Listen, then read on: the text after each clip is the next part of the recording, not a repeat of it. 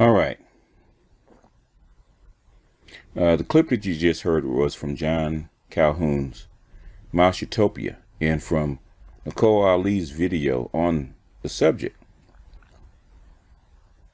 And what had interested me was what John Calhoun called the S.E.E.D cycle, which was strive, exploit, equalize, and die. You got to know something about John Calhoun. John Calhoun was not studying rats or mice specifically. He was trying to put rats and mice in human conditions to see if there were some similarities between mice or any other population of creatures, which mice are the closest, easier to control, and humans if you put them in the same conditions. And what he found out, it was there are direct parallels to what the rats and mice went through, or what they went through as far as generations, and what you see in human conditions. So the S.E.E.D cycle that we're looking at, that you're observing, do line up with the demographic cycle. And in comparison with the 4 cycles, expanding is strive, which is your pre-industrial. Exploit is the second stage of expanding, which is industrializing, or the exploitive stage. Equalize is when a society is fully industrialized and stationary. Obviously, the die phase is the contraction phase, which is post-industrial. This is the demographic transition. Expanding. First one is pre-industrial, expanding. High birth rate, rapid fall in each upward age, due to high deaths, short life expectancy. This is your pre-industrial. Your industrializing is your second phase, which is we call the transitional, or the exploitive phase. High birth rate, fall in death rate as more people live to middle age, slightly longer life expectancy. This is where you get your boom. Industrialize is your equalization phase. Declining birth rate, low death rate, more people live to old age. And the last one, your post-industrial, or your D phase. Low birth rate, low death rate, higher dependency ratio, longer life expectancy. But you also have a contraction in your population as the less and less babies are being born. As John Calhoun actually found during strive, even though he had a high birth rate, he also had a high death rate. And you see it in the initial phase, initial strive phase, where the population actually went down. So it does actually match what Calhoun was talking about. Your exploit phase, which is the first one. High birth rate, fall in death rate, as your population booms. In other words, if you have more babies and keep the people that are born alive longer, your population is gonna blow up. It's gonna boom. Low death rate, high birth rate is an exploitive phase, or population boom. Equalize, or stationary, which Calhoun said was the longest phase. And so far, our equalized phase has been since the since like the mid 1960s. We have our equalized phase where the birth rates have been fairly low. And what you have as far as population growth is what they call demographic momentum, where more people are having babies, you're just not having as many as the birth rate falls. Say declining birth rate, low death rate, more people living to old age. And this is the contraction phase. Very low birth rate, still a low death rate. But as these people die out, the actual population of the society actually starts to plummet. You're actually seeing that in Greece. You see it in South Korea. You definitely see it in Japan. You're starting to see it in China and a lot of your Asian countries. You also see it in Europe, even though Europe is trying to battle it, where they're in a decline, where you actually see some of these shapes, especially when they can't bring in more people and they can't keep the birth rates quite up. The reason this is important, and this has come from Tragedy and Hope, and I've shown this many times. I actually discovered this back in 2011, 2012. A friend of mine in the DOD asked me to actually put this in a chart. So I did, and this is your demographic cycle and why it's important. What you need to concentrate on are these 2 cycles, the B and the D. And the reason you need to concentrate on these 2 cycles is because of Mainly this for the men, arms-bearing men. Arms-bearing men, or especially arms-bearing youth, either overtake a neighboring population, or they could actually even revolt on their own, which we did see. The turmoil of the 1960s is because of these people, because of the arms-bearing years. And normally what a rising population will do is actually overtake or absorb a falling one. We saw that happen in the 15th and 16th century with Europe, where Europe had a B cycle, which is a boom, and started to overtake the rest of the world. And the rest of the world's, according to Carol Quigley, most of the societies were already advanced or declining. So a B cycle will always overtake and dominate a dying one, or a falling one, a declining one, which is why most populations or most societies want to stay in this one, which is a C cycle. Now, this is also from Tragedy and Hope. This is the diffusion of demographic cycle.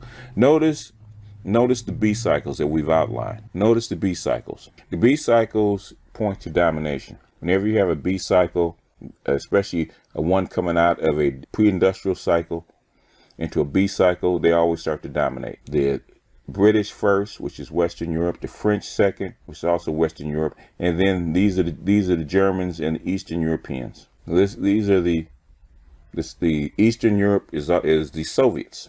Notice the second half of the B cycle, they start to dominate. These are the Soviets. And this down here, the second half of the B cycle is Asia. And guess who's in the D cycles? They're having problems right now, staving off China. These are the people right here in the D cycle, which is Europeans, including the United States, trying to stave off these folks, which is Asia.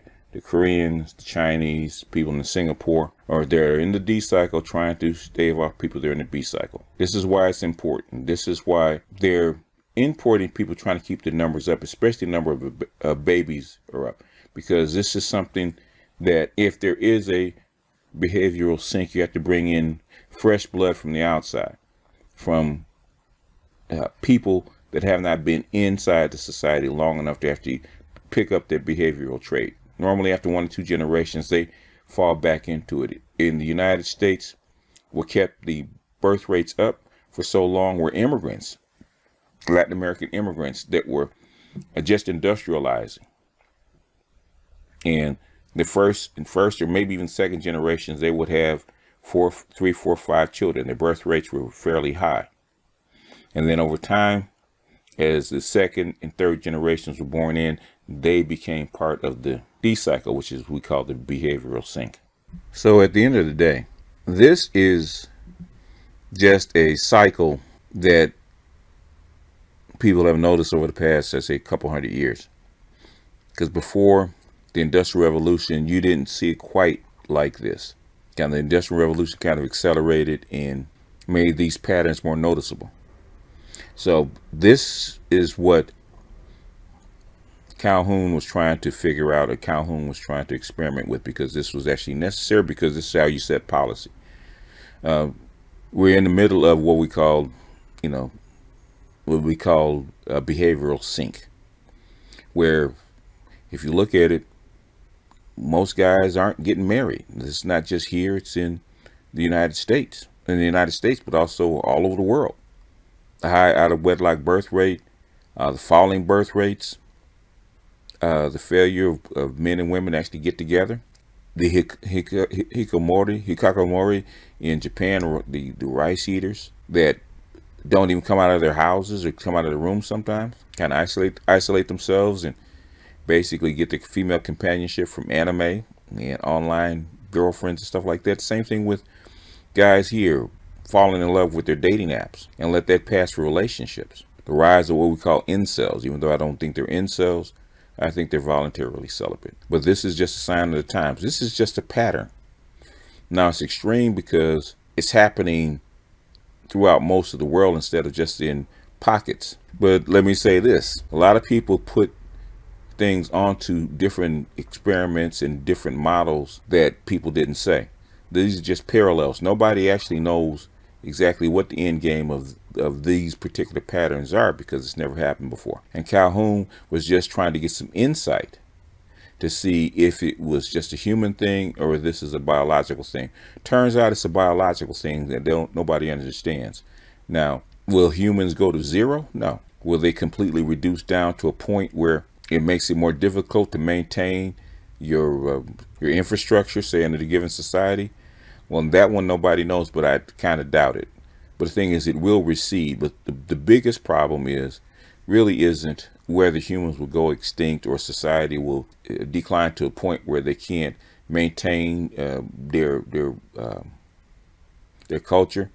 What normally happens is that a bigger culture, a growing culture, will actually push in and start to absorb them. And that's the biggest fear in any one of these different scenarios.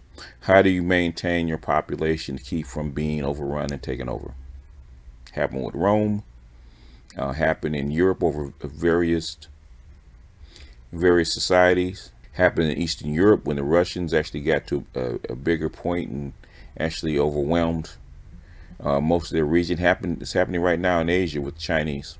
So this is why demographics is so important, and this is how we brought this up, because these patterns are here. Whether we like them or not, they're here. They're obvious. They're throughout all biology. Now, how do we prevent it? How do we encourage a way to actually get around the pattern? So far, they haven't. They can't keep the birth rate up.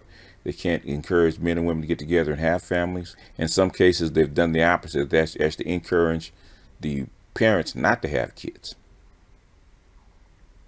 But the thing is, at the end of the day, the pattern is a pattern. What the result of the pattern is, we don't know.